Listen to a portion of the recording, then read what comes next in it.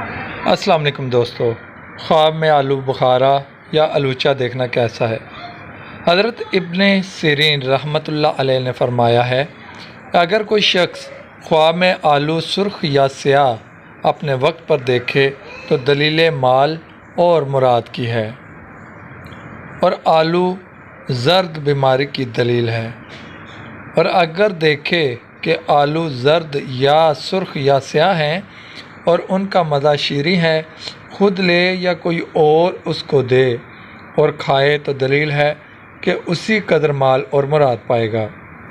اور اگر خواب میں آلو زرد بے موسمے کھائے تو غم و اندو، مصیبت اور خصومت کی دلیل ہے، اگر ترش ہیں تو اچھے ہیں۔